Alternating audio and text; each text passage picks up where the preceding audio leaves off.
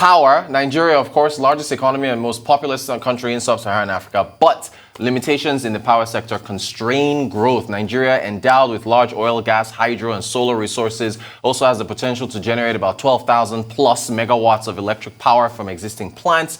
On most days, however, only able to dispatch about 4,000 of that, which is insufficient for a country of over 190 million or 200 million, depending on who you ask. Just about 60% of Nigeria's population has access to electricity, with an estimated 34% electrification rates in rural areas. Joining us to discuss this very hot topic is Mr. Ajibola Akindele, who is the General Manager, Process Automation, Sub-Saharan Africa at Schneider Electric. Thank you so much for joining us, sir. Good morning to you. So, what is your overall view of the power sector, seen as you're an insider? I think you've summarized it. You've done half of my job, right?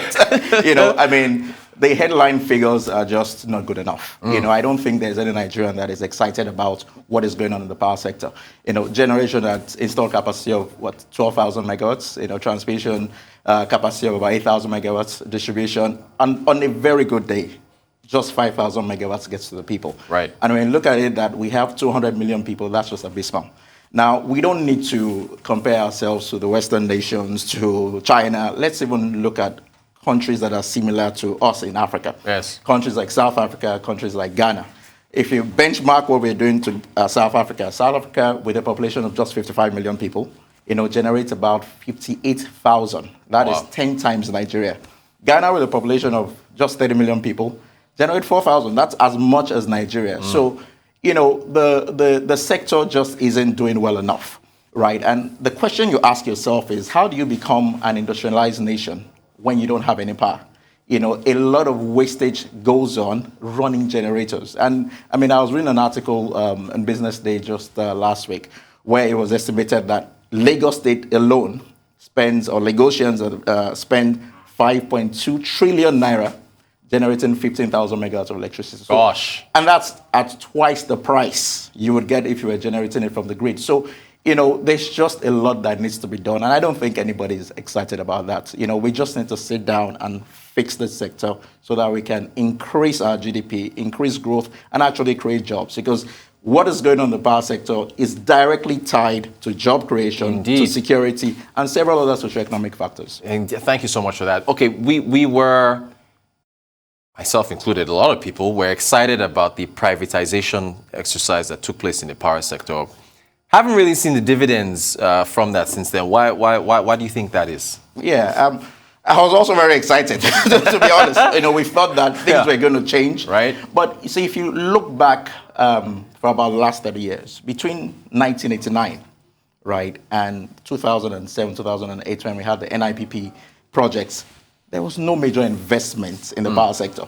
It was just about stabilizing what we had. Right. It was, the old NEPA or PHCN, whatever you want to call it. There wasn't any real investment. The infrastructure is old. Some of the substations are 30, 40 years, 50 years old, by the way. Wow. And you've seen a lot of urbanization. You've seen a lot of population increase. And now the load on that infrastructure just cannot, the infrastructure cannot withstand the load on it.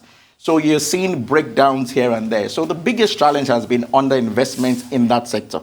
But I think more importantly as well, as a nation, sometimes we just don't live up to things that we've committed to. Now, if you look at the assumptions around the privatization and the deadlines and the timelines, they all made a lot of sense, and that's what got us excited. But the follow-through has always been the problem. Nobody is really sitting down to say, okay, we said in 2013, this was where we'll be in 15, 19, 21, 25. We're just not following up. So it's a combination of underinvestment over many years, but also the lack of follow-up and the will to actually see things get done. I think those are some of the major challenges that we've seen. Okay, so I've got a multi-headed question here, three-headed dragon, if you will. How much investment do you think is needed in the sector? Where is the money going to come from? And what could we have done differently, I guess? Yes, if you want to take those. So let me look at the first one is how much is, so several estimates have been done in the past. Yeah. But the general consensus is that we need between 3 to 5 billion annually. Gosh. Annually to invest in that sector. Dollars or naira? Dollars, okay. $3 to $5 billion annually over the next 15 years for us to have a semblance of industrialization. And That's a lot of money. It is. Now, where is it going to come from? From everywhere. It's going to come from government. It's going to come from the private sector. And it's also going to come from international development agencies. Okay. It has to be a combination of all of that. Now, government alone can't do it. By the way, we've privatized. So government shouldn't be investing a lot. But government still has a role because government owns TCN. Right. Now, on the private sector side, think about what I said, 5.2 trillion. This is mainly coming from the private sector. I'm sure the private sector will be willing to invest half of that money into the power sector one way or the other, so that they can buy electricity at a much cheaper rate. And the international agencies are also there to support us in terms of either providing loans, guarantees, partial risk guarantees and the likes, just to make it more conducive, for investors to bring their money. In terms of what we could have done differently, we could have done a lot of things differently. Okay. But I would rather say, what should we do now? Right. Because the past is the past. Let's look ahead to the future. Okay. What can we do now? Right. So, as a nation, it's really about planning. It's about really focusing on what do we want to achieve over the next 10 years. I'll tell you something going on, and you probably already know it. A lot of the IOCs, or international oil companies, are becoming energy companies. So what they are committing to is investing in power. Right. In the next 10 to 20 years. Some have said up to a third of their revenue has to come from power. Okay. So a lot of investments are going to go into that sector globally. How do we position Nigeria as a favorite investment destination for all that investment? Those are the things we need to be thinking about. How do we diversify our energy mix? Currently what we have is power is generated from a section of the country and then it's transmitted to everywhere else, more or less. Now, in the process, a lot of it is lost through what we call transmission losses. Now, how do we begin to decentralize the grid so that there is generation closer to the end users? I like where you're going. Keep going, sir. So generation is closer to the end users, and we reduce losses. And it's easier. It's easier to manage, and the investments are not necessarily that huge per se. So we need to create the necessary framework. Our policies have to make sense, and we need to start looking at decentralizing the grid, creating private sector investments, embedded generation, mini grids, captive power, and obviously the use of renewables.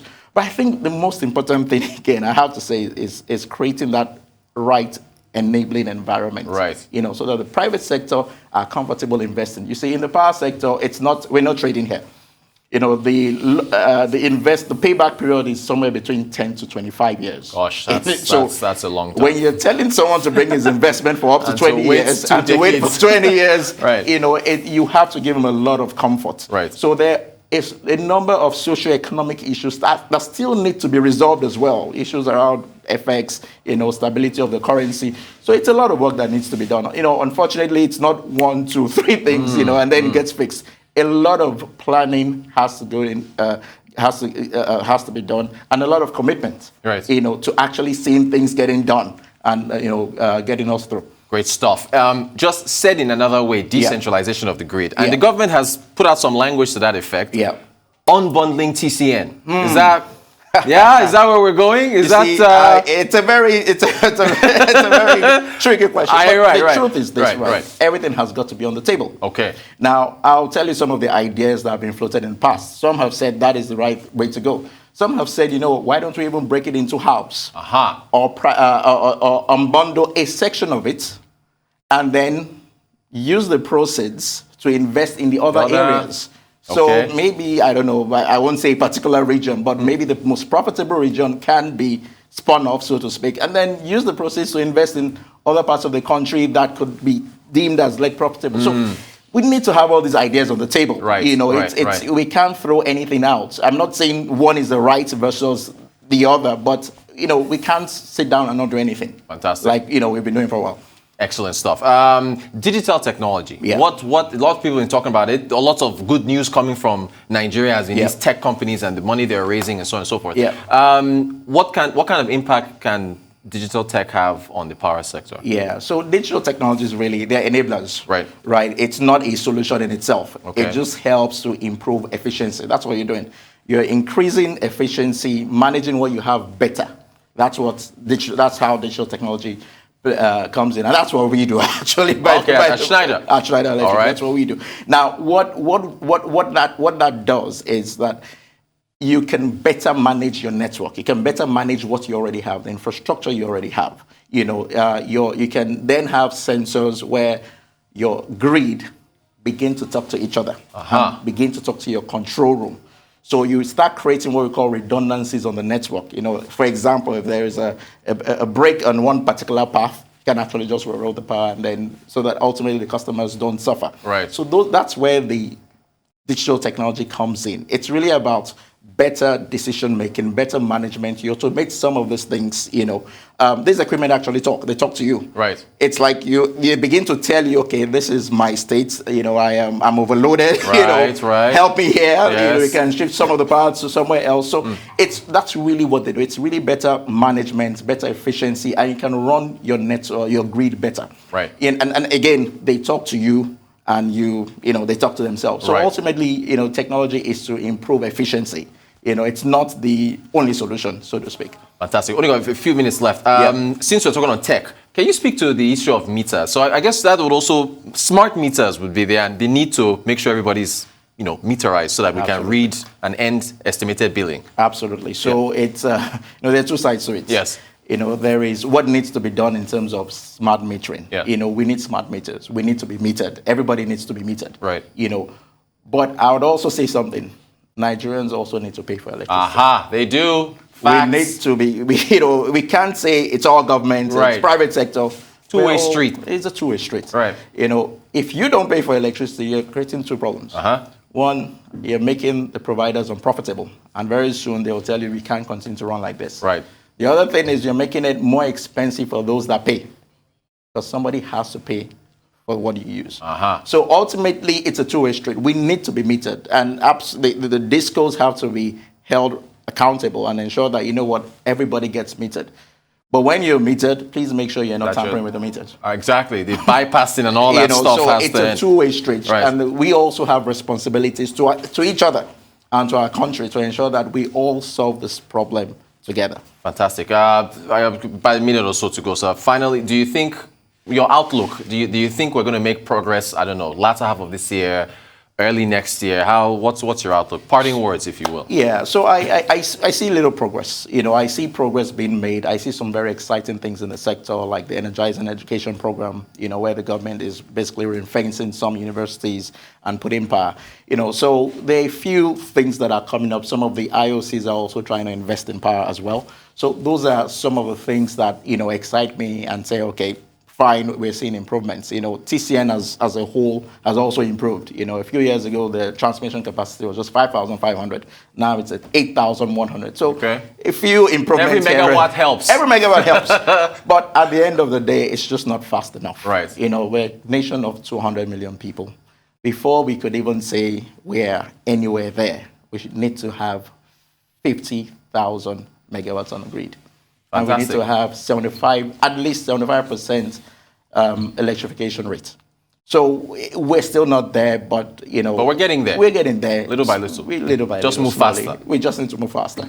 Mr. Ajibola Akindele, who is the General Manager at Sub-Saharan Africa. Schneider I'm thinking German. Is it German or it's French? It's French. Thank you for clarifying that. It's French company. Excellent stuff. General Manager, Sub-Saharan Africa, Schneider Electric Process Automation. Thank you so much for joining us, sir. Thank you, Rogers. Great conversation on power.